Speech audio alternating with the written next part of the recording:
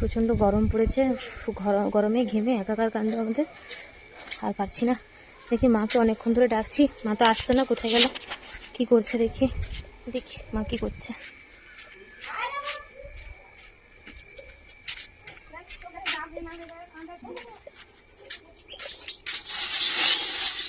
কি করছো ও? হ্যাঁ, কি করছো? টাইম পাস বাদাম খাচ্ছি। টাইম পাস, এটা জানিস তো?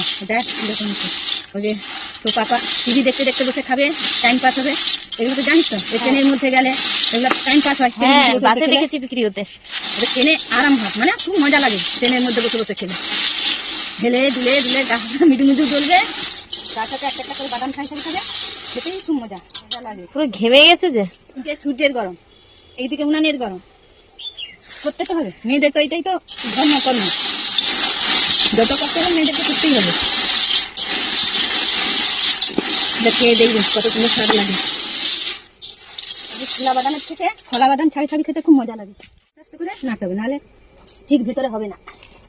উনানের গনগনে আগুন ছিল, সেটাতেই বাদাম বসিয়ে দিয়েছি, আস্তে আস্তে হচ্ছে, আর অল্প অল্প করে আগুন দিচ্ছি। এরকম এই উঁচু উনানেই আমি 5 কিলো একসাথে মুড়ির চাল ভাজতাম, 5 কিলো 10 কিলো।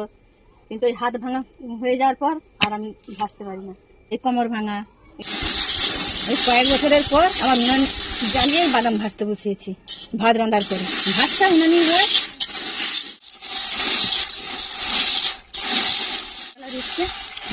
আচ্ছা, এটা ব্রাউন কালার হয়ে গেলে তখন তুলে নেবে আর কি। তোমার এখানে বাদাম ভাজার আওয়াজ পেয়ে হনুমান চলে এসছে। হয়ে গেল। এই দেখ তো, দুটা বাদাম খেয়ে হয়েছে নাকি?